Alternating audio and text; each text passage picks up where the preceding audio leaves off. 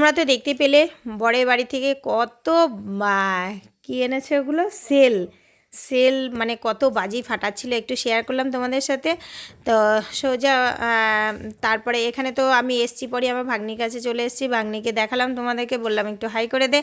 ওখান থেকে সবার সাথে একটু আধটু করে সবাইকে একটু দেখাবো। এটা হচ্ছে ছর্দির বান্ধবী। আর এখান থেকে অনেককে চিনি, অনেককে চিনি না, কেননা মানে আমাদের বাড়ি থেকে ছর্দির বাড়িটা একটু দূর আছে। আর আমার ভাগ্নিকে সাজিয়েছিল খুব সুন্দর, মানে পুরো একদম সিম্পল সাজ ছিল, বিশাল হাইফাই সাজ ছিল না।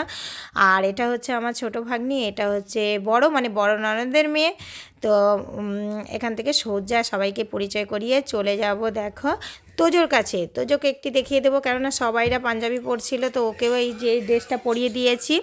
তো তোজো পরে নিয়েছে। আর সোজা একটু খাবারগুলো তোমাদেরকে দেখিয়ে নিচ্ছি, বিয়েবাড়িতে আর খাবার দেখাবো না, তো তার জন্য একটু খাবারগুলো দেখিয়ে নিয়েছি। ভেজ সবজি ছিল, চিকেন ছিল, মাটন ছিল, অনেক কিছুই ছিল। তো সব কিছুই মানে আমি কিছুই খাইনি, আমি ভেজ সবজি দিয়ে আর মাটন দিয়েই আমি একটু রাইস খেয়েছিলাম। তো খাওয়া দাওয়া হয়ে গেছিলো, তারপর সোজা চলে গেছিলাম, এতক্ষণে বর চলে এসেছিলো। তো আর দেখো ভেতরের মানে যে সাজিয়েছে, খুব সুন্দর লজটা সাজিয়েছে। এর আগের বাড়ি বললাম তোমাদের এটা ডিভিসির লজ আছে, তো আগে থেকে বুক করতে হয়। যারা ডিভিসিতে চাকরি করে মানে তারাই একমাত্র এই লজটা বুক করতে পারে। আর এখানে খাচ্ছিল আমার ননদ, ওরা সবাই। তারপর চলে এসেছি, পুরো রাস্তাতে অপেক্ষা করছিলাম বর এখানে এসছে আমাদের বরযাত্রী। আর এই যে এরা ধরবে গেট, সব এখানে গেট ধরবে। আর এখনো আসছে, ঠান্ডা পড়েছে।